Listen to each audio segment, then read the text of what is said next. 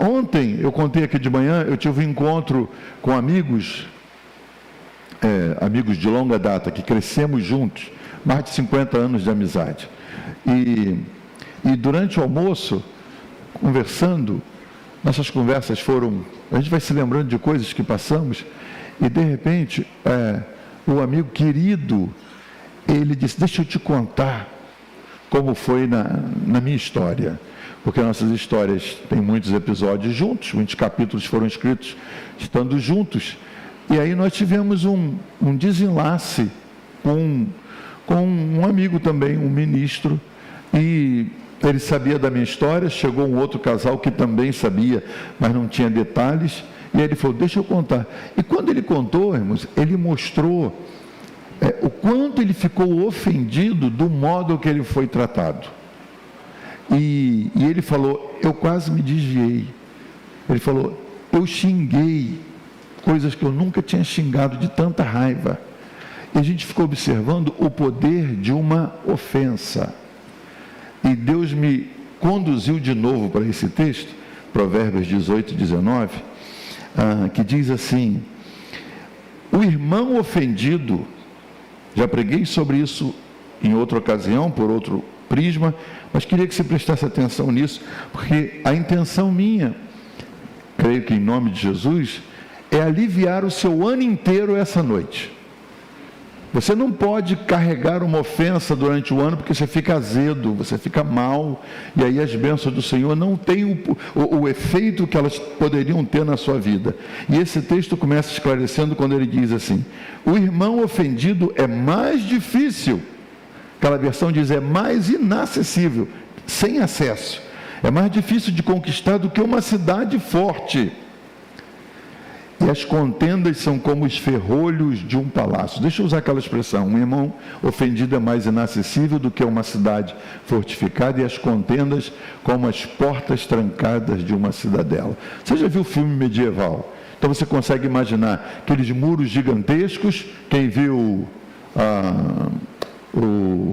a versão 2 do Gladiador, o filme começa com a cena de guerra, conquistando uma cidade fortificada, muros imensos, fortalecidos, com muitas pedras, muitas camadas de pedras, e portões imensos, com ferrolhos tremendos, e mesmo assim, os inimigos vêm com a intenção de derrubar. Pois, quando você olha uma cidade daquela fortificada, você diz, é muito difícil. A Bíblia vai além, ela diz, um irmão ofendido é mais difícil de conquistar do que uma cidade fortificada.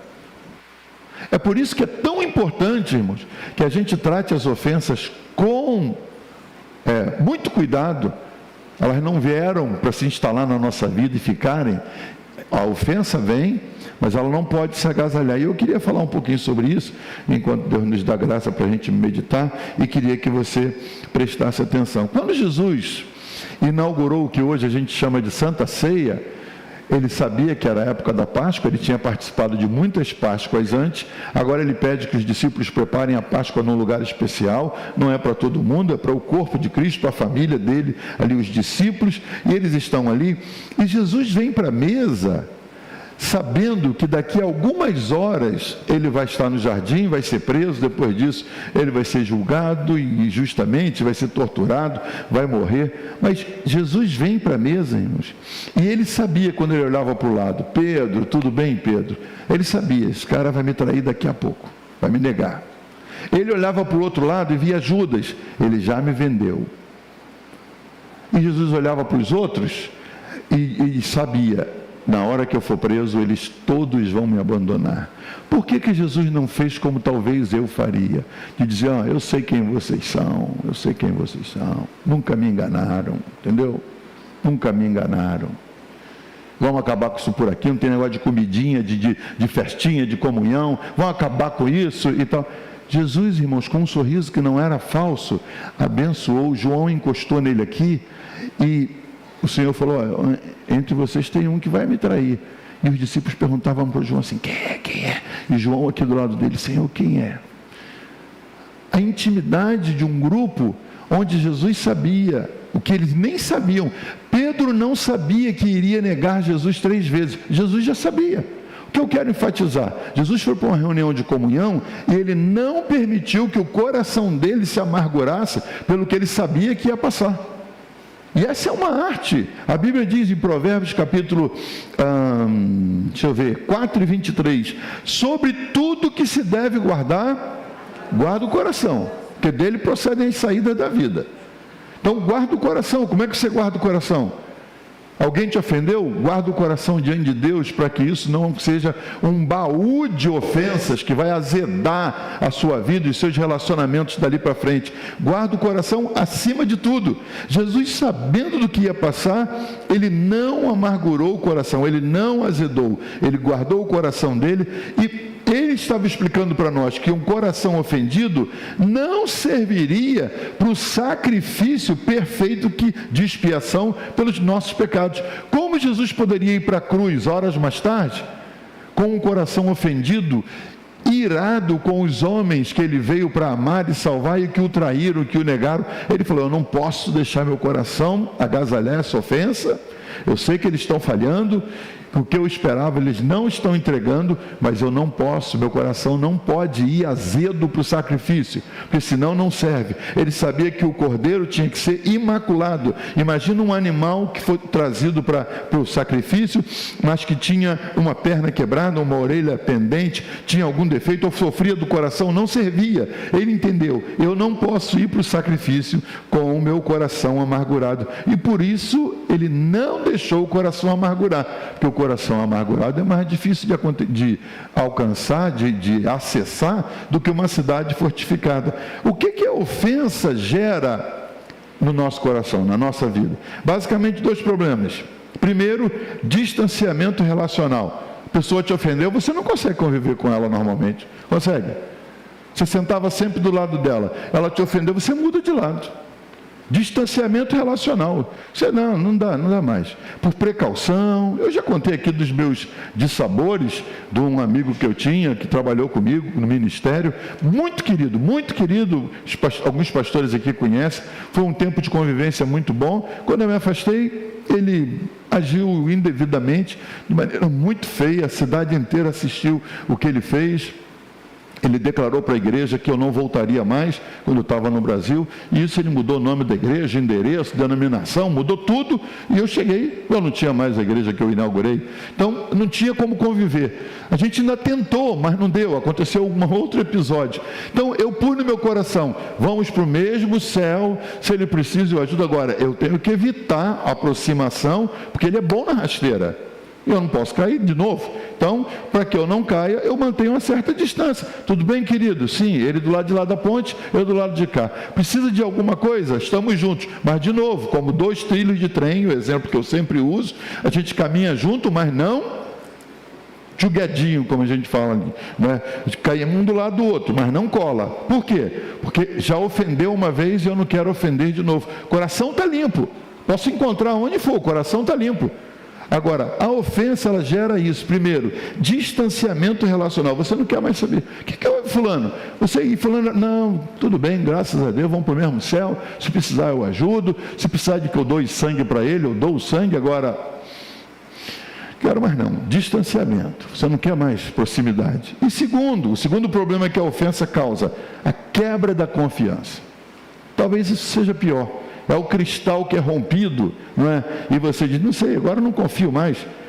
Homens que traíram, ou vice-versa, mas quando um cônjuge é traído, e aí o coração se abre, Jesus manifesta o perdão dele, o perdão é liberado, e aí a pessoa continua vivendo, mas precisa de um tempo para essa confiança que foi quebrada ser restaurada. E a ofensa, ela tem esse poder destruidor de confiança. Ela quebra a confiança e distancia as pessoas. E a Bíblia, irmãos, está cheia de casos de ofensa. Um dos primeiros lá em Gênesis, Esaú e Jacó, 2 irmãos gêmeos. Esaú era um lesado, né? não se preocupava com a bênção de Deus, e Jacó queria a bênção que não era dele, e acabou levando. Mas ele enganou o pai, enganou o irmão, tomou a bênção da primogenitura, primeiro do irmão, depois ele foi lá, fez o pai o abençoar como ele fosse o irmão, toda uma mentirada com o apoio da mãe, e a roupa do irmão, pelo, e uma série de coisas, já que o pai estava cego, uma cena que dava polícia, dava um BO, né? E Jacó se beneficiou e teve que fugir, porque o irmão jurou matá-lo. 20 anos de distanciamento entre dois irmãos gêmeos. Aí você diz assim, mas a vida deles parou? Não. Esaú continuou casando, caçando, e Jacó fugiu dali e foi para as terras dos parentes da sua mãe, e lá, irmão, casou não com uma só, casou com duas, ainda levou as duas servas, teve filhos, prosperou, empregados, gado, muito dinheiro chegando. Quem olha assim diz, isso é um abençoado. Esse cara, o que ele faz, ele prospera. Eu lutei, casei com uma só, ele tem 4. Olha só, o cara esbanja a bênção em tudo que ele faz. Ele sabia. Meu único irmão, tem 20 anos que eu não vejo. Longe. Por causa de quê? Uma ofensa. Feriu, enganou o irmão ficou ofendido, e a Bíblia diz que ele jurou matar o seu irmão Jacó. E ficaram 20 anos distantes aproximadamente, uma desconfiança foi gerada, e em Jacó dormia com medo da vingança. Meu irmão vai me matar, se ele me acha, ele me mata. Até o dia que ele voltou, e ele confrontou o irmão, pediu perdão, trouxe bens, presentes, mas ele não quis viver perto do irmão, porque ele ainda desconfiava. Não sei, amanhã eu estou dormindo, meu irmão vai e se vinga de mim. Então, a ofensa, ela separa pessoas íntimas. Foi assim com Esaú e Jacó. Absalão e Davi eram pai e filho, irmãos. E como Davi amava Absalão. Mas porque ele fez algo errado, Davi não acertou a situação quando Amnon abusou da irmã, que era a irmã legítima de Absalão. Absalão então matou o meio-irmão para vingar a irmã. Davi de novo se manteve omisso, a coisa foi piorando. Davi só falou que não queria ver a cara de Absalão. Isso durou 5 anos. Como é que um pai diz que não quer ver a cara do filho e fica 5 anos sem ver? Eu não sei. As minhas moram lá fora, irmãos. Eu fui lá em novembro, estou doido para ir de novo, tenho que ver todo dia no vídeo. Como é que sem vídeo, sem nada, um pai consegue governar uma nação, receber recados o dia inteiro, problemas para resolver, guerras para administrar, e um filho querido está há 5 anos afastado? Ofensa. E essa ofensa, que não foi tratada no coração de Absalão, ela azedou. E ela estragou Absalão ao ponto de ele se levantar contra o pai e querer tomar o lugar do pai. Abusou das concubinas do pai para mostrar o quanto ele estava irado por uma ofensa que não foi resolvida. Distanciamento, desconfiança do pai. E você diz assim, mas isso foi no passado. Vou te dar um caso recente no Novo Testamento. 2 homens de Deus, Paulo e Barnabé. Quem era Paulo, irmão? Paulo era ninguém. No meio cristão, na igreja do Senhor, Paulo era o perseguidor, era o terror da igreja, mas não era ninguém do evangelho. Ele perseguia o evangelho. A hora que ele se converte na entrada de Damasco, e dentro de Damasco ele tem todo aquele processo de Ananias ir visitá-lo na casa de Judas, ora por ele, as escamas caem, ele é batizado com o Espírito Santo, ele recebe a unção de Ananias ali sobre ele, ele sai pregando, ele descobriu a verdade. Quem eu persegui na realidade era meu Salvador. Eu estou endividado, eu quero pregar o evangelho. Ele saiu dentro de Damasco, imediatamente ele teve perseguição. Quem foi que abriu os caminhos para Paulo? O irmão Barnabé, que não era esse pregador todo, que não era famoso como Paulo, mas ele ia na frente. Ele ia lá e dizia, irmãos, eu tenho um pregador novo hoje para ministrar para vocês. Vocês conhecem, vocês já ouviram falar, né? Quem sabe você já correu dele, mas aqui está ele. Pela credibilidade que Barnabé tinha, Barnabé dizia, agora é nosso irmão. E os irmãos com certo temor aplaudiam, e ele então falava. Quem abriu o caminho para Barnabé, para Paulo? É Barnabé. vem a hora da unção ministerial, e aí Barnabé, por precaução, falou para ele: meu filho, volta para Tarso e fica lá. 10 anos ele ficou em Tarso. Depois dos 10 anos, Barnabé foi lá buscá-lo e trouxe para Antioquia. Agora eles saem para a primeira viagem, tudo maravilhoso, parecendo que estava tudo bonitinho.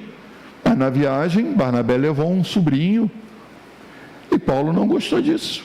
Achou que era um peso morto, que era pagar passagem para uma pessoa que só escrevia, porque a história diz que Paulo não gostava de escrever, e Marcos e a Barnabé não fazia isso. Então quem é que escrevia? Passamos por não sei por onde, fomos em outra cidade, não sei quantos se converteram. Paulo pôs a mão na cabeça de alguém e fez isso. Quem escrevia era o peso morto aos olhos de Paulo, que era o Marcos, o jovem Marcos. E aí chegou na hora de voltar num porto. A Bíblia diz que Paulo discutiu tanto com Barnabé, que se ofenderam, e Barnabé saiu com Marcos, e ele então disse: eu arranjo outro, e ele arranjou Silas. Paulo não era essa coisa fácil de lidar não, irmãos. Por isso que quando ele declara assim: eu sou o pior dos pecadores, era mesmo, é verdade, é uma atitude humilde dele, porque no início ele deu muito trabalho.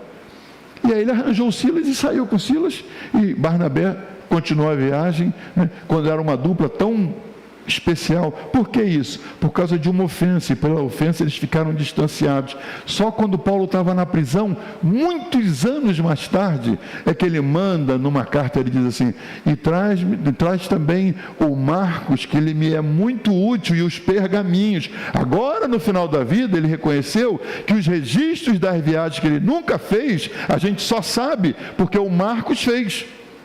Mas a ofensa separou os dois ao ponto de ser registrado na Bíblia. As ofensas distanciam as pessoas e elas amarguram o coração. Há um pastor muito conhecido chamado Alejandro Bullion. Ele disse assim, preste atenção por favor: se você analisar suas últimas 25 discussões que você teve em casa, no trabalho, na igreja, na rua, quase todas poderiam ter sido evitadas.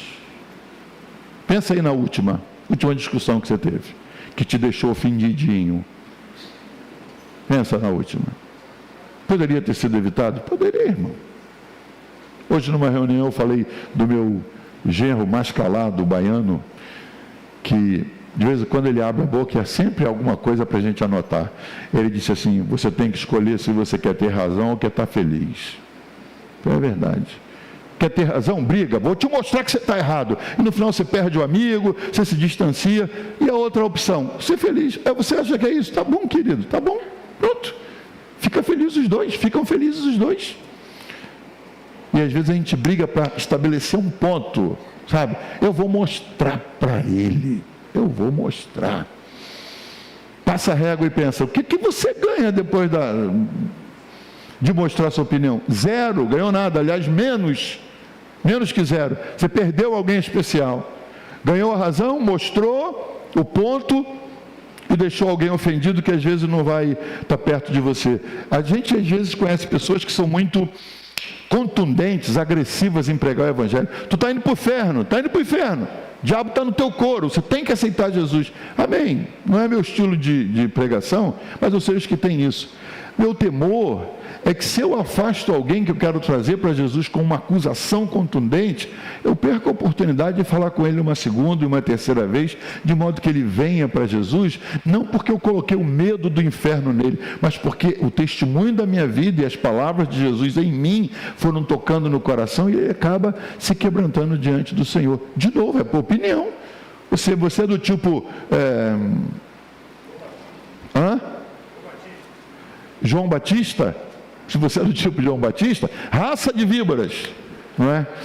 A congregação de João Batista durou pouquinho. João Batista não poupava. João Batista não tinha igreja para mandar ninguém, irmãos. João Batista dizia: se arrependa, sua víbora, e entra aqui nessa água, e depois você se vira, não vou cuidar de ninguém não, vou pregar para outro. Esse era o testemunho de João Batista, irmão. Ele falou: eu vim para abrir o caminho para o Senhor, estou aqui preparando o caminho, não tem conversa com ninguém não. E ele sabia: meu tempo é curto, eu tenho que fazer o que eu tenho que fazer. Se você está nesse caminho de João Batista, que você não pode é ofender as pessoas. Jesus trabalhou para não deixar ninguém ofendido até seu último dia na terra. É lindo demais ver a trajetória de Jesus. Está chegando no horto, lá vem uma turba com tochas, espadas, e Jesus está com os discípulos. Ele já sabia, vieram para me pegar. Judas não está do lado de cá, Judas está do lado de lá. No escuro da noite, sem luzes, sem luz de mercúrio, sem postes, sem nada, irmãos. Aquela escuridão, um grupo de lá, outro grupo daqui. Aí eles vêm, e Jesus fala: quem vocês estão buscando? Eles disseram: Jesus o Nazareno. Nem sabia que era Jesus. Jesus falou: sou eu. Eles caíram para trás. Olha o poder que ele tinha. Ele podia aproveitar que eles caíram para trás e vazar. Mas não, ele esperou que se recuperassem e se entregou ao sinal que Judas deu: ó, aquele que eu beijar, é esse que vocês têm que prender. E Judas o prendeu. Você imagine, irmão, você já deve ter visto filmes de Jesus. Jesus está aqui, um grupo do lado de lá armado, procurando alguém para prender, e Jesus está aqui com os discípulos. Ele quer proteger os discípulos, ninguém armado. Pensava-se, ninguém armado. Aí Judas sai do meio do grupo no escuro e vem, e Jesus pensa, os discípulos pensam, ele vai mudar de lado. Ele vem, abraça Jesus, beija, e Jesus diz assim: amigo, aqui vieste. Imagina você sabendo que Judas está te vendendo e de repente ele vem e te beija. O que você diria no ouvido de Judas, irmão? Seu marginal. Depois de tudo que eu fiz por você, tu era um João ninguém, eu te trouxe para o meu grupo, te coloquei de tesoureiro infeliz. O que você falaria? Quando ele vem e chega perto de Jesus e falou: amigo, aqui vieste. Olha a preocupação, irmão, de Jesus em não morrer e deixar um cara ofendido, mesmo o cara que o está traindo. Preocupação do Senhor de não ofender o coração de Judas. E aí o que acontece? Do lado de lá todo mundo armado, do lado de cá todo mundo desarmado. Só que não. Debaixo da roupa Pedro tem uma espada, e Pedro tira a espada, e o pobre do aprendiz de sacerdote lá, do servo do sumo sacerdote, numa carreira linda, e para ser sacerdote não pode ter defeito em nenhuma parte do corpo, senão você não pode servir como sacerdote. O rapaz nasceu bonito, perfeito, se preparando para um dia, aos 30 anos, começar a servir. Mandaram numa missão: ó, vai junto com os soldados para prender. Ele não pediu, ele não tinha nada contra Jesus, ele está ali no meio. Quem é que Pedro fere? Pedro tira a espada, não era bom na espada, ele era bom de pescaria, e Pedro vai e tenta um golpe.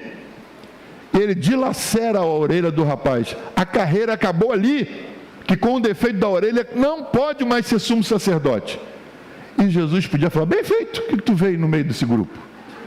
O Senhor tinha acabado de poupar o coração de Judas, irmãos, agora tem um Malco, um aprendiz de sacerdote que está ali tentando chegar na posição, no ano dos 30, para ele poder servir como sacerdote. Agora não pode mais. A orelha dilacerada, pendurada num corte. Olha, Pedro foi para cortar o pescoço. Graças a Deus, no escuro ele errou, dilacerou a orelha. Jesus vai, irmãos, e faz uma cirurgia plástica. Põe a mão dele ali e conserta a orelha do rapaz, do tipo: meu filho, está tudo bem, vai em paz. Fica imaginando esse rapaz quando chega em casa, com a orelha ensanguentada, a roupa suja de sangue, e a mãe ou a esposa, sei lá quem da família: o que foi isso? Disse: um infeliz lá passou uma espada na minha orelha no meio da noite. E você? Não, antes que eu gritasse, o homem que nós fomos prender, ele pôs a mão, e ele fez um milagre que recuperou a minha orelha. Eu acho que Malco foi impactado, por isso que o nome dele é registrado na Bíblia. Ele não tinha mágoa de Jesus. Tudo que ele podia falar de Jesus é: o cara salvou minha carreira, o cara me abençoou. Jesus se preocupou em não ofender o coração de ninguém. Tratou Judas bem, tratou Malco bem, tratou Pedro bem. Depois que Jesus morreu e ressuscitou, Jesus sabia: Pedro está mal, coração ofendido, porque ele não se aceita depois que ele me negou 3 vezes. O que Jesus faz, irmãos? Aquela pesca maravilhosa, os discípulos se aborrecem. Pedro diz: eu vou voltar a pescar, vou sair desse negócio de ministério, eu falhei, eu vou pescar. Levou mais alguns com ele. Jesus vai, para uma prainha linda. Eu estive lá nessa prainha, uma prainha linda, e eu acho que ele bateu na beira da praia e chamou os peixes todinhos como criador, junta tudo aqui, junta tudo aqui. Os caras passam a noite pescando, não pegam nada. De manhã, lá pelas 4h pouca da manhã, eles vêm, tem uma fogueirinha na terra, e um sujeito ali, e aí ele grita: queridos, vocês têm algo para comer? Não conseguimos. Estou com um churrasquinho aqui, tem um filezinho na brasa, chega para cá. Mas antes, joguem a rede para o outro lado. Aí ele diz: a gente fez isso a noite inteira e não rendeu nada, a gente é experiente. Mas vamos fazer. Aí jogam a rede, e quando puxam a rede está estufada de peixes. Aí eles estão naquela luta. Aí João se lembra da primeira pesca maravilhosa, e João diz assim: é ele. Sabe o hino que a gente cantou? É ele. Isso é coisa dele, é Jesus, é o Senhor. Aí no escuro eles vêm para a praia. Quem é que está lá? Jesus. Jesus não quer tratar nada com ninguém, que está todo mundo bem, mas Pedro está mal. Aí Jesus: Pedro, vão dar uma caminhada na beira da praia. E como Pedro negou a Jesus 3 vezes, Jesus fez com que Pedro 3 vezes dissesse: eu te amo, eu te amo, eu te amo. Aí o coração lavou, limpou, e Pedro foi restaurado completamente. A ofensa foi vazada do coração e o Senhor o curou. Deixa eu perguntar para você: você foi ofendido? Você foi ofendido por alguém? Qual é a receita de Jesus? Perdoe. Não tem outro, irmãos. A receita de Jesus: os nobres perdoam, os fracos agasalham, e os doentes azedam. Você decide o que você faz com a ofensa. Jesus ensinou a receita dele para Malco, para Pedro, para Judas: perdoe. Você foi ofendido? Perdoe. Você ofendeu? Procure reparar a ofensa. Amém, obrigado pelo amém, pelo menos. Pastor, não é fácil assim não. Como é que eu lido com as ofensas? Anote no seu coração: primeiro, aprenda a evitá-las. Como é que eu evito ofensas? Verbalize seus limites. Você tem um amigo muito querido, mas ele sempre faz uma brincadeira, você não gosta. Quando ele fizer a próxima vez: amigo querido, amigo, segura ele no ombro: amigo, deixa eu te falar um negócio, eu não gosto dessa brincadeira. Entendeu, amigo? Eu não gosto. Entendeu? Vamos embora. Siga em frente. Estabeleça limites. Para depois você não dizer: é que você falou aquela coisa 3 vezes e eu não gosto. Você nunca disse. Estabeleça limites. Aprenda a evitar as ofensas. E conheça os limites dos seus amigos também. Faça os seus limites conhecidos e conheça os limites dos seus amigos. Então, primeiro, aprenda a evitar as ofensas. Segundo, quando for ofendido, não deixe a semente da ofensa criar raiz. Hebreus capítulo 12, verso 15 diz assim: que nenhuma raiz de amargura, raiz, irmãos, está começando, não virou planta ainda, raiz, que nenhuma raiz de amargura brote e muitos se contaminem. A gente tem esse texto aí de Hebreus, me ajuda aí por favor, Hebreus capítulo 12, verso 15, o escritor está dizendo: notou uma raizinha de amargura no coração? Tomem cuidado para que ninguém se afaste da graça de Deus e para que nenhuma raiz de amargura, ao brotar, cause perturbação e contamine muitos. Por quê? Porque se a raiz cresce, irmãos, ela cai na corrente sanguínea e o corpo de Cristo acaba perdendo imunidade por causa de uma raiz de amargura que se espalhou e contaminou o corpo inteiro. Descobriu que você tem uma ofensa, e quem sabe Deus nesse dia de hoje, início de janeiro, Deus está te lembrando disso, para que você identifique aí a ofensa no coração e diga: eu vou resolver isso hoje. A gente pode fazer 1000 campanhas, 1000 envelopes, 1000 declarações de bênção sobre a sua vida e cantar no final que a bênção do Senhor te acompanhe. Se você tiver com o coração ofendido, nada vai adiantar. Azedo, você não recebe do Senhor? Até para ofertar, a Bíblia diz: Deus ama a quem dá com alegria. Então, cuide do seu coração, não deixe a raiz de amargura brotar, crescer e se espalhar pela corrente sanguínea. Terceiro, se notou que a ofensa se hospedou, não é só uma raiz, agora ela se hospedou, Busque ajuda, irmão. Busque ajuda. Colossenses 3:13, cadê o texto de Colossenses 3:13? Que fala que nós temos que perdoar se tivermos queixa de alguém. Olha só, suportem uns aos outros. Já falei desse suportar aqui 1000 vezes, vai a milésima primeira. O que é suportar? Não suporto o pastor Zeca. Não é isso não. Suportar é você servir de suporte. Seu irmão está cansadinho, você põe o braço dele por cima do seu ombro e você o suporta, e você o arrasta com você. Você serve de suporte, é isso. Suportem uns aos outros e perdoem as queixas que tiverem uns contra os outros. Você tem queixa de mim? Eu vou fechar os olhos para não ver que você levantou a mão. Você tem queixa de mim? A receita bíblica está ali. Se tiverem queixas uns contra os outros, perdoem. Como que eu perdoo? Como o Senhor os perdoou. Você é um perdoado, irmão. As suas ofensas foram apagadas. Não importa o tamanho nem a idade delas, o Senhor apagou, o Senhor perdoou. E tudo que Ele quer é que você faça isso. Se eu for ofendido, faça como eu. Você me ofendeu, eu te perdoei, eu perdoe também. Quando a gente dá valor à ofensa, a gente está se colocando muito valorizado. Assim, me ofendeu. Perdoe, perdoe. A palavra perdoar tem esse peso. Perdão, o que significa perdão? Alguém sabe? Perdão é uma perda grande. Foi uma perda tão grande que virou um perdão. Eu tive um perdão na minha empresa, tive um perdão na sociedade, eu tive um perdão esse ano, uma perda imensa. Um peso que você carregava no coração ofendido, você perdoa. Aí você tem a perda do peso da ofensa. Olha que maravilha. Você está aí, diga amém. Amém. Ferida não tratada, e você pode ficar de pé, pode infeccionar e se espalhar na corrente sanguínea do corpo da igreja. Isso enfraquece a imunidade do corpo de Cristo, causa problemas sérios para o corpo. Deixa eu te dar um último conselho.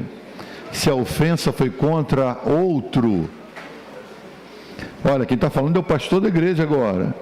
Se a sua ofensa foi contra outro, nem entre na fila da oferta, irmão. Cuida disso antes de ofertar. Palavras de Jesus, Mateus 5, 23 e 24, diz assim: portanto, se você estiver apresentando a sua oferta diante do altar, olha só, você trazendo seus 5.000 de dízimo para dar na oferta. Portanto, se você estiver apresentando a sua oferta diante do altar, com o dízimo ali forte, que a igreja precisa, isso aqui vai ajudar a igreja agora na compra do prédio, glória a Deus, e ali você se lembra, na fila, está aqui o pastor Célio te esperando para receber o envelope, na fila você se lembra, caramba, eu estou com uma ofensa guardada. Que é isso? Volta um pouquinho no início do texto. Se você estiver apresentando sua oferta diante do altar, e ali se lembrar, e tem gente se lembrando agora, e ali se lembrar de que seu irmão tem algo contra você, não significa que seu irmão tem razão, não significa que o que você fez merecia toda essa ofensa. O texto só diz assim: se ali você lembrar que seu irmão tem algo contra você, mas eu não fiz nada, mas ele tem algo contra. O que o texto diz? Deixa a sua oferta ali. Pastor Célio segurou a minha oferta aqui, mas eu tenho um negócio para resolver.